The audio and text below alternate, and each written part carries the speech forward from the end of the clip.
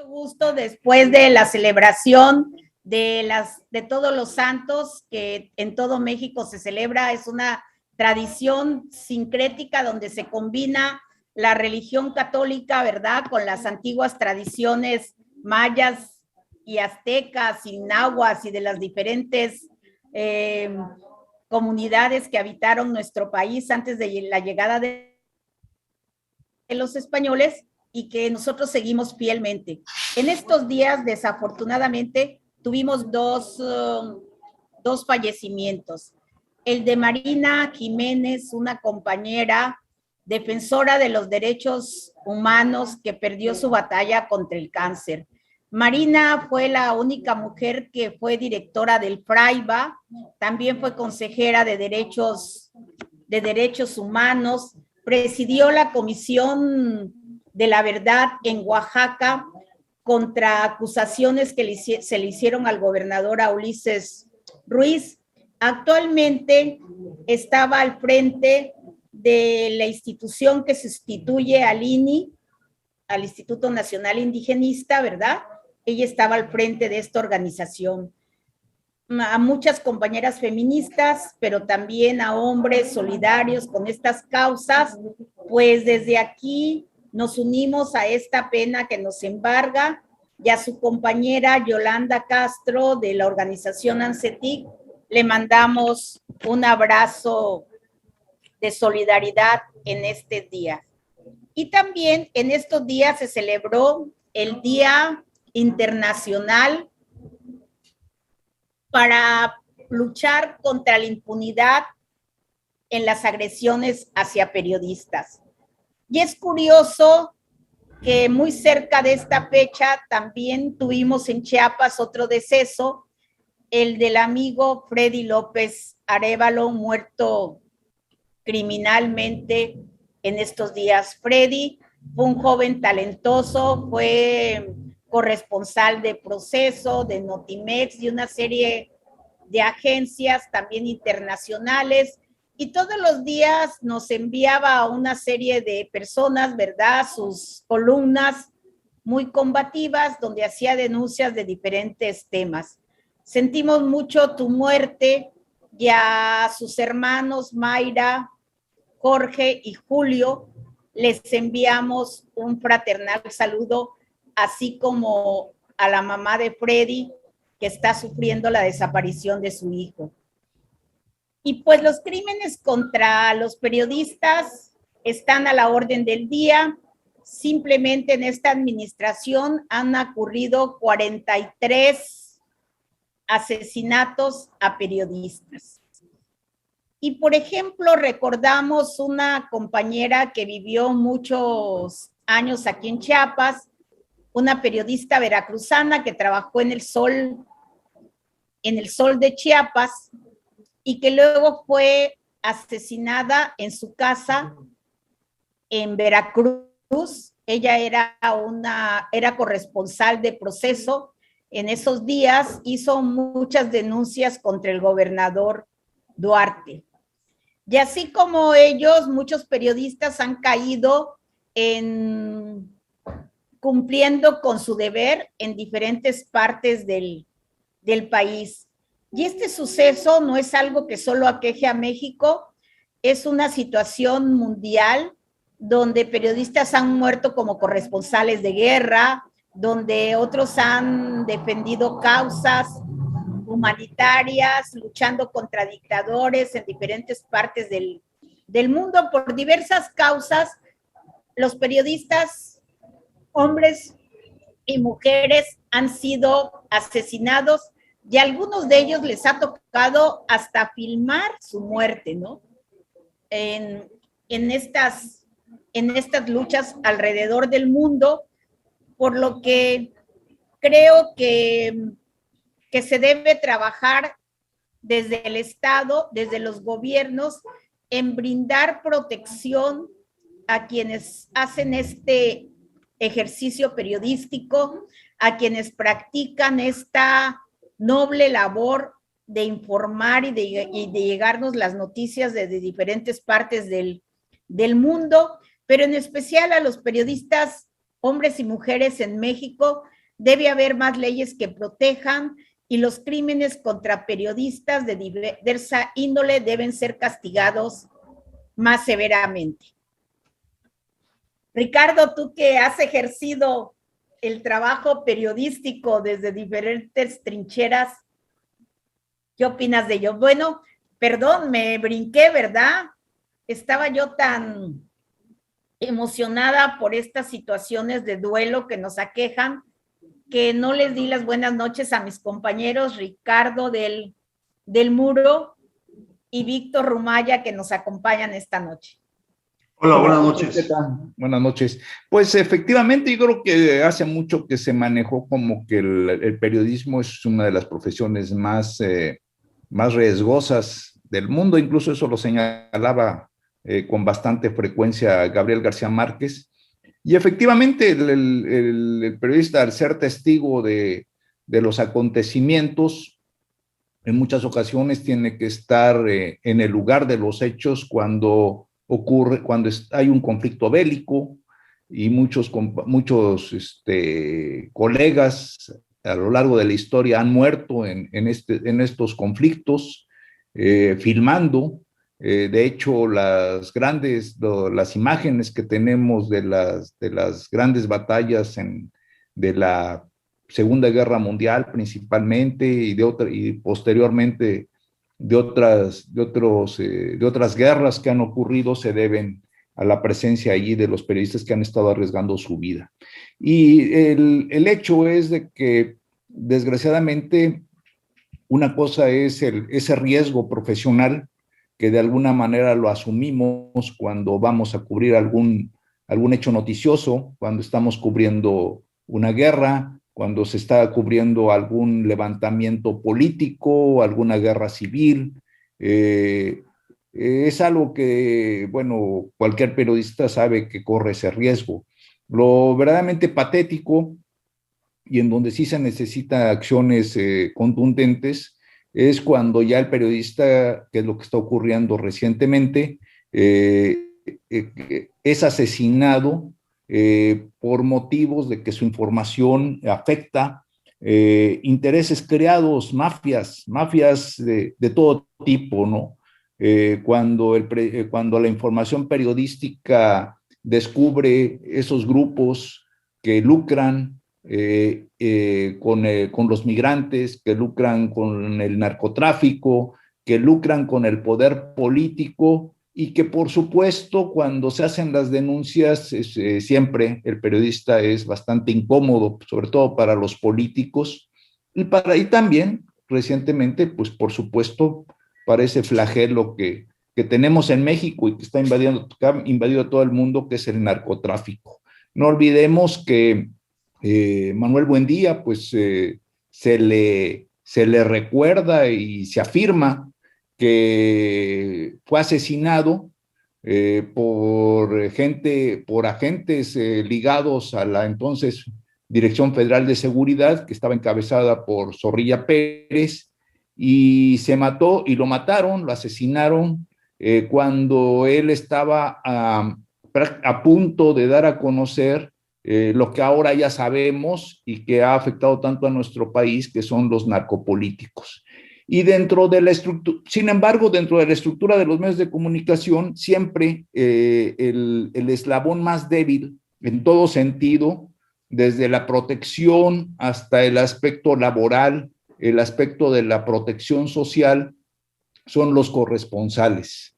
Hace falta mucho avance en este sentido. Normalmente cuando hay el asesinato de algún compañero, como en este caso el lamentable homicidio de nuestro amigo y compañero Freddy López Arévalo, todos los medios de comunicación se rasgan las vestiduras y exigen castigo y demás. Sin embargo, hasta la fecha, en la mayoría de los periódicos son muy pocos o hemos sido muy pocos los periodistas que hemos tenido la suerte de gozar salarios dignos, protección social, una contratación legal.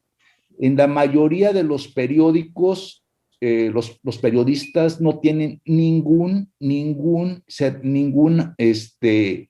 ninguna ayuda de tipo económico, ningún seguro. Y en el corresponsal es peor, o sea, tal vez muchos de nuestros compañeros, amigas y amigos que nos ven en este programa no sepan, pero hasta la fecha existe la pésima costumbre de que a los corresponsales les pagan por nota. Es decir, les pagan por nota una miseria. Y esa miseria puede ser de 40, 50, 100 pesos, 200 pesos por nota. Y si le ocurre algo al corresponsal, la casa editorial no se hace responsable de lo que le pasó a ese corresponsal. No hay mecanismos de protección, o sea, cubrimos las apariencias con las famosas comisiones de la verdad, centros de defensa a los periodistas, etcétera, etcétera. Pero sin embargo, hasta la fecha, el periodismo es uno de los gremios más desprotegidos y también es culpa propia de los periodistas, ¿no? Porque somos un poco reacios a agruparnos, a formar sindicatos, a formar asociaciones gremiales. Nuestro trabajo es muy individualista y también le tenemos mucha desconfianza a las agrupaciones. Estamos acostumbrados y lo hemos visto que siempre en cualquier agrupación nunca falta aquel que se aprovecha del gremio para sus propios beneficios. Pero esa es la triste realidad del periodismo en México. Tal vez es uno de los sectores más desprotegidos y bueno, lo triste es de que la mayoría de los asesinatos de periodistas, cuando no existe la suficiente presión por parte del gremio para que se esclarezca, quedan impunes. Yo me recuerdo que cuando yo era director de El Heraldo de Chiapas, de la OEM, mataron a nuestro corresponsal en Yajalón, Mario Gómez, y hasta la fecha se sabe que lo mató igual que en el caso de Freddy, un sicario a bordo de una motocicleta,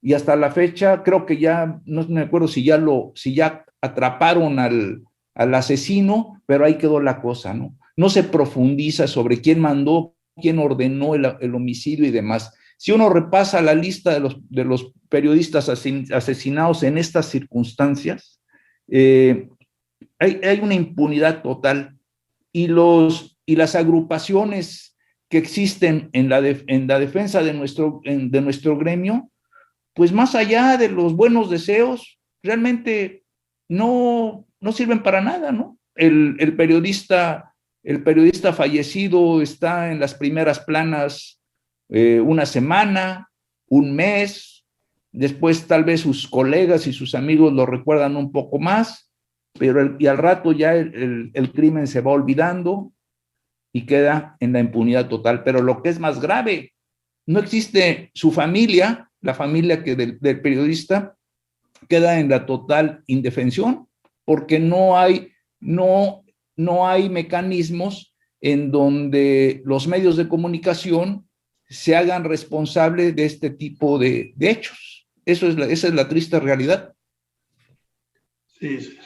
Así es, desafortunadamente. Y para quienes nos están viendo a través de las redes sociales, para los jóvenes periodistas, les recomendamos ver Red Privada en Netflix. Precisamente se refiere al caso de Manuel Buendía, un columnista excelente, ¿verdad? Que tocó varios temas bastante peligrosos en México. Y quisieras opinar algo, Víctor, quien es columnista también, ¿verdad? Y que se ha incorporado al medio periodístico como analista. Fíjate, ¿qué tal? Primero, déjame decirles a ustedes y a todos los que nos escuchan que mandamos un muy sentido pésame a toda la familia de Freddy. Él es hermano de un académico destacado del mundo de la universidad y, por supuesto, es muy sentido lo que está ocurriendo. En términos personales, un abrazo muy fraternal a toda la familia.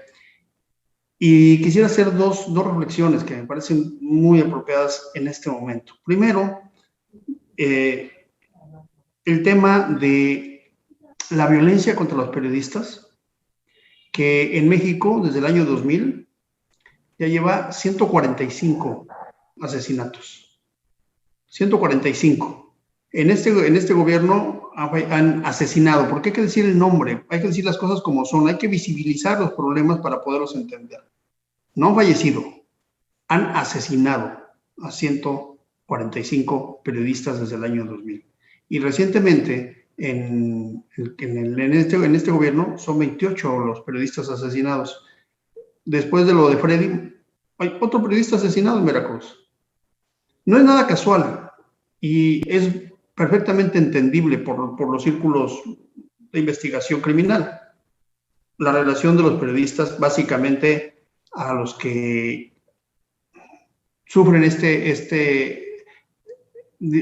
agresión tan terrible de la sociedad, son los periodistas políticos, los que tienen que ver con información política, los que tocan la información política, incluso a los narcos, que digamos es un tabú dentro del medio periodístico, no es tanto si no llega a un vínculo entre eso y el sector público. O sea, cuando se encuentra ese vínculo entre uno y otro y el periodista está haciendo esa investigación, es peligrosísimo. Usted mencionaba el caso emblemático de Manuel Buendía, pero hay muchos casos más. No me quiero ir hasta Manuel Buendía porque la verdad es que sí es un caso muy importante.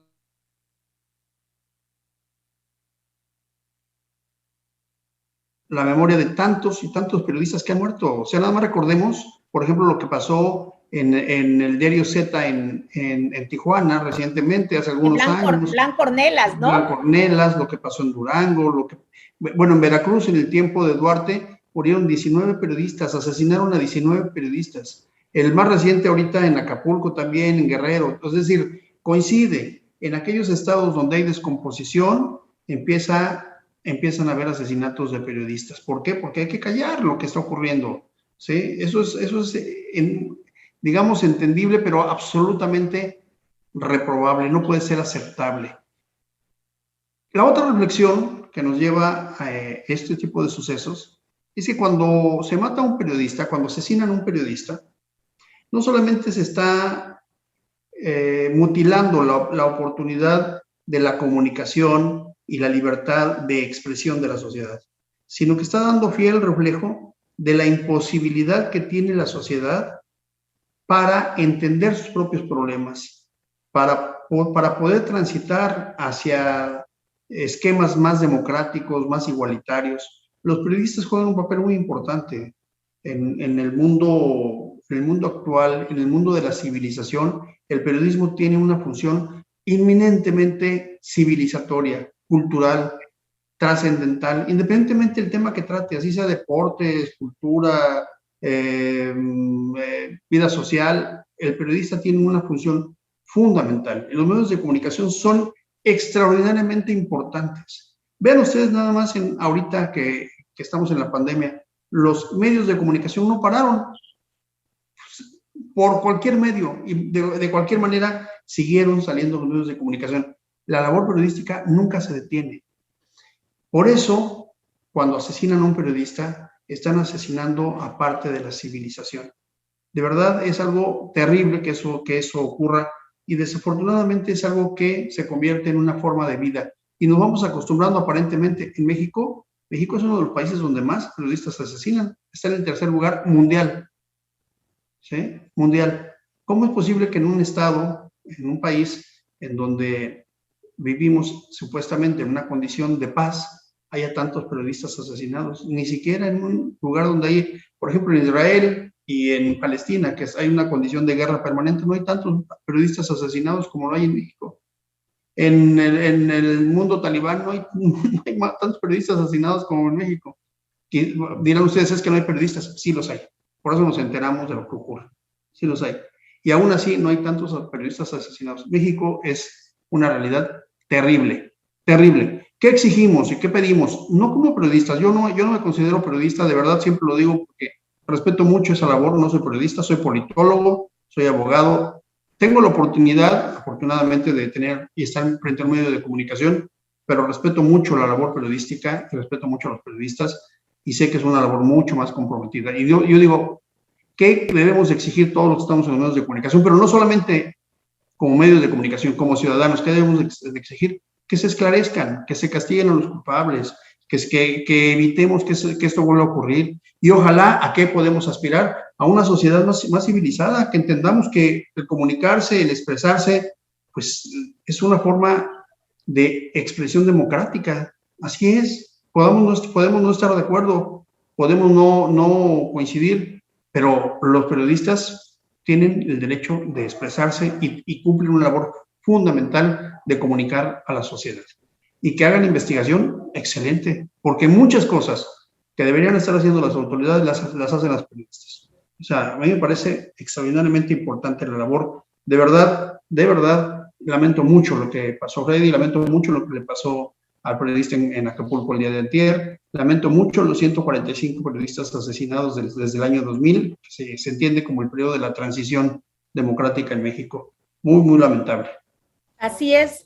Este tema ha sido tan grave que desde hace años se creó en varias fiscalías del país, precisamente una fiscalía especializada en delitos contra periodistas. Imagínense que tenga que existir esta institución porque el tema es cotidiano, ¿no?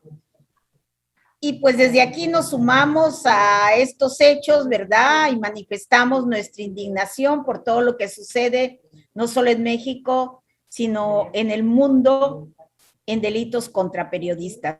Y pasando a otro tema, tenemos el tema que está también muy candente, el tema de Lozoya, ¿no? El caso Lozoya ha sido un tema con sus asegúnes, ¿verdad?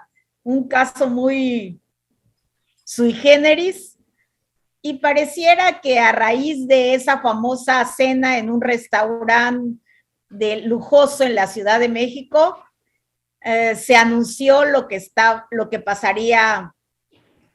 se anunció, se previó, se futurió lo que podría pasar en unos días más.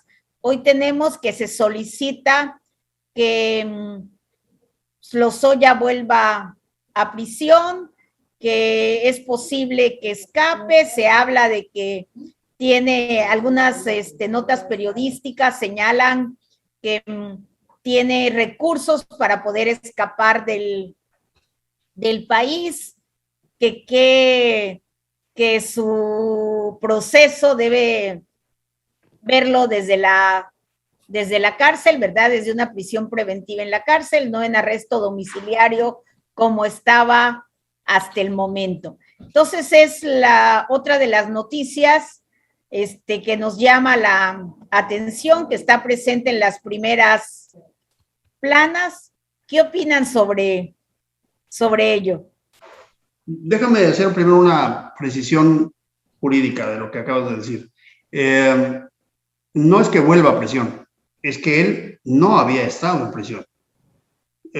Lozoya tiene acusaciones muy serias: desvío de recursos, cohecho, lavado de dinero, asociación delictuosa y muchas cosas más que no sabemos exactamente cuáles son. Es decir, ha sido una investigación, digamos, llevada con tanto hermetismo que no sabemos exactamente cuáles son los delitos de los que se le han acusado, porque se han dicho algunos, se dijeron de cohecho, de peculado, se habló de acción delictuosa y ahora y lavado de dinero, y ahora se habla de abuso indebido de funciones, etcétera. Se hablan de muchos delitos que pueden estar siendo concurrentes. Al principio, cuando trajeron a Lozoya de España, no pisó a la cárcel, es más, no se sabía dónde estaba. Me parece que hay un acuerdo ahí muy claro. Y parece ser, hay algunos periodistas que han hablado de una cosa muy interesante. Mira, el papá de Emilio Lozoya, Austin, fue secretario de Energía en el mismo tiempo que el procurador actual era subprocurador de la República. Parece ser que hay un vínculo de amistad. Y eso creo, o puede ser, que lo haya protegido durante todo ese tiempo. Sin embargo, esa famosa cena en donde está en el Hunan, en las lomas de Chapultepec, pues a mí me parece que eso fue una bofetada a la mano que le había entendido, es decir, a la amabilidad que le había entendido, con un costo político muy alto para el presidente, ¿eh? Habría que decirlo, que el presidente estaba pagando un costo altísimo por haber traído a Lozoya, por ni siquiera, no le habían tomado ni siquiera una foto, porque cuando se supone que había ido al reclusorio a la mera hora, no fue al reclusorio, no le habían tomado ni siquiera una foto. El presidente estaba absorbiendo el costo político de Lozoya. Cuando él sale y se va a cenar muy campantemente, es una provocación y es una bofetada a las amabilidades que le habían tenido. Yo creo que el presidente llegó a un punto en el que dijo, no, no más, aunque tenga acuerdos con el procurador, no más. Y me parece que dieron una señal contundente de Palacio Nacional para decir, a ver, si tiene esta acusación y existen los elementos, no lo estén protegiendo. Por eso hoy la Fiscalía cambió no su versión de la acusación, cambió las medidas cautelares que solicita. Es decir, cuando se hace una denuncia penal, en este caso por los delitos o los presuntos delitos, también se piden medidas cautelares que pueden ser distintas, son variadas, dependiendo del tipo de delitos. En la primera ocasión pidieron una medida cautelar de llevar el proceso en casa, ¿no? Porque se suponía que iba a ser un testigo protegido, ¿sí? Hoy la Fiscalía cambió esas medidas cautelares y dijo no más y que lo lleve en prisión. Y el juez obsequió la orden de aprehensión. Y entonces por eso es que está hoy en el reclusorio norte. Algunas versiones dicen que el reclusorio oriente, pero no, está en el reclusorio norte, está confirmado. El reclusorio norte.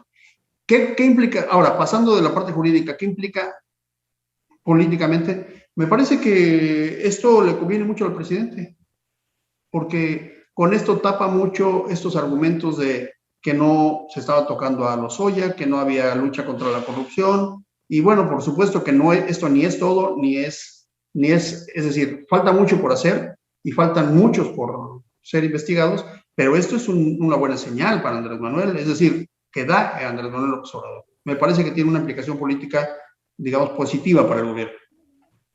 Así es como tú señalas, ¿verdad? Esa famosa cena creo que fue la puntilla, porque fue una especie de insulto, no sé cómo llamarlo, ¿verdad? Claro. A quienes de alguna manera lo estaban apoyando que pudiera pasar en arresto domiciliario todo el proceso, ¿no? ¿Y tú qué opinas, Ricardo, al respecto? Pues coincido plenamente con Víctor. Yo creo que el caso de Lozoya es interesante porque Lozoya pertenece a una generación muy específica, pertenece a una generación de lo que le llaman la juniorcracia, es decir, son todos esos hijos, nietos de políticos de estirpe, digamos, que pertenecen a lo que podría llamarse la aristocracia burocrática de la Revolución Mexicana y que se han caracterizado, no solamente el caso de Lozoya yo creo que puede ser un caso emblemático por una total situación de frivolidad y de abuso de poder y también de una ambición desmedida, ¿no? Son gente que viene de familias adineradas, que por lo regular estudiaron en colegios caros, pero que fueron educados en el ámbito de los círculos del poder y que están acostumbrados a salirse con la suya, ¿no? Piensan que las conexiones políticas, que el dinero los vuelve intocables y los convierte en personas que están más allá de la ley y más allá de cualquier límite de tipo jurídico, demás, para actuar. Sobran ejemplos sobre este punto. Lozoya es el caso emblemático. El hecho de que vaya a un restaurante a cenar, prácticamente a mostrarse, pues yo no sé si fue una estupidez o fue una actitud de prepotencia, de decir, miren, pues yo soy el hijo de papi, y mi familia tiene muchas conexiones políticas. Eso es lo que dio a entender. Y por supuesto, pues en torno a el caso de Lozoya se ha vuelto un gran problema para el presidente y para la Cuarta Transformación. O sea, cada vez que hay una discusión en torno al combate a la corrupción, al castigo a los delincuentes políticos, etcétera, pues inmediatamente salen a relucir los dos extremos, ¿no? Por un lado, Lozoya, que está en su casa, que nunca ha pisado la prisión, y por el otro lado, Rosario Robles, que ya se convierte en la mártir y en el objeto de la venganza personal, en este caso del presidente. Entonces, qué bueno, tiene razón Víctor. Yo creo que lo que hizo Lozoya, que efectivamente fue una estupidez, pero una estupidez que debido a esa concepción de prepotencia y de pensar que se permiten todo, ¿no? Y lo que está haciendo ahora de que ya lo están llamando, otra cosa es que también ya se están clarificando muchas acciones que la mayoría de los mexicanos no estaban informados, el hecho de que se va a verificar si las acusaciones si la calidad de testigo protegido verdaderamente es la que merece Lozoya, si la información que está dando puede servir para castigar a gente más importante que él, o sea, no peces chiquitos, sino gentes más importantes que él. Y cuando hablamos gentes más importantes que él, pues lógico, no nos referimos pues a dos personajes, ¿no? Enrique Peña Nieto y Luis Videgaray, que eran finalmente sus jefes inmediatos. Entonces, y claro, dentro de todo eso también pues muchos peces medianos, el caso de Anaya, por ejemplo, y otros por el estilo, pero pues creo que ya con esto, al menos eso esperamos la mayoría de los mexicanos, que ya el caso de Lozoya pues empiece a andar, porque parecía que estaba congelado. Oye, pero además, o sea, ves a Lozoya comiendo en el Hunan, con una reunión, digamos, de muy alto nivel, y ves a Enrique Peña Nieto en Roma, ¿no? Saliendo de un hotel en donde la noche cuesta 45,000 pesos, o sea, más para que nos demos idea, ¿no? Y la lucha, el discurso, la narrativa del presidente respecto a la lucha contra la corrupción, pues sencillamente se desinfla, ¿no? Sin embargo, ahora con esto de Lozoya, pues las cosas cambian completamente. Sí, no sé si recuerdan el otro caso del sexenio, el de Gallardo, el abogado de Enrique Peña Nieto, que precisamente no es Gallardo, Juan Collado. Juan Collado, perdón. Sí, Gallardo es el general, ¿no? Gallardo es un caso del tiempo de Fox. Así es, sí, perdón. En el caso de Collado, que precisamente fue una boda muy lujosa, ¿no? Que parecía como un insulto, ¿no? De seguimos aquí usando nuestra riqueza, ¿no? Y quisiéramos tener una clase política diferente, ¿no? Una clase política que no haga uso de sus privilegios momentáneos, ¿no? Que no caiga en este tipo de situaciones como en el caso de Lozoya y de otros cachorros que ya no se podrían llamar de la revolución, ¿verdad?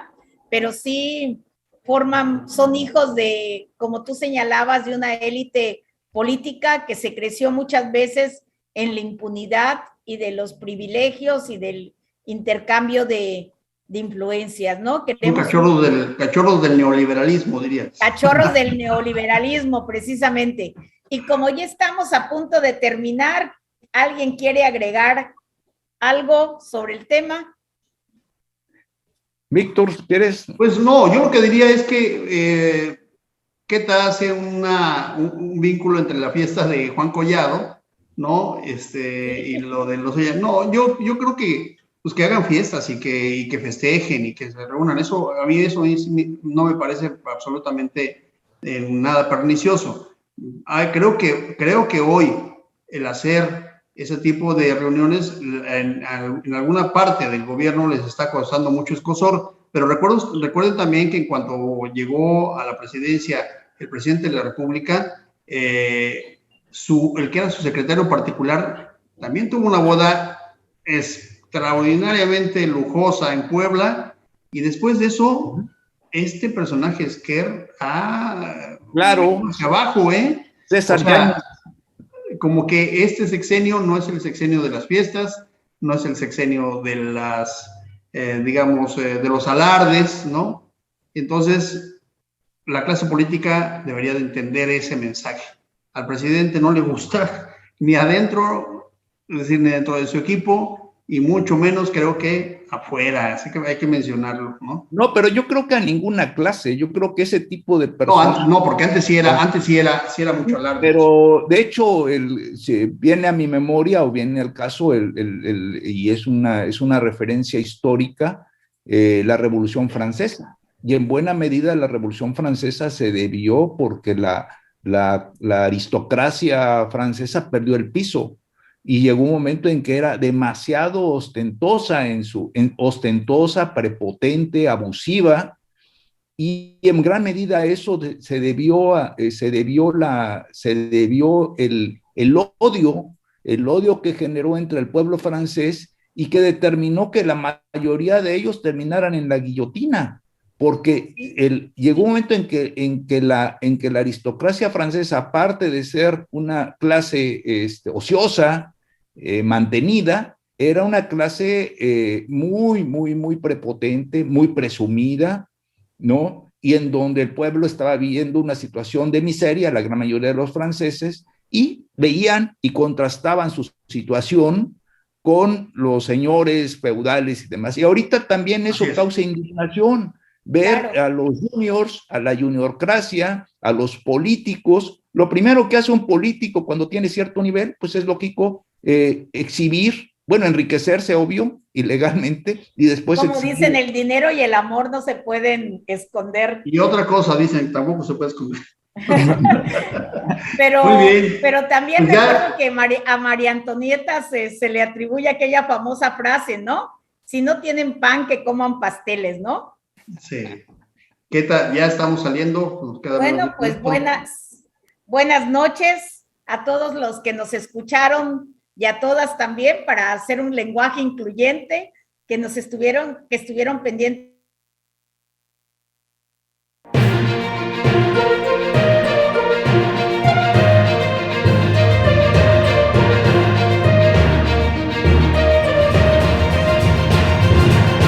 Contextos.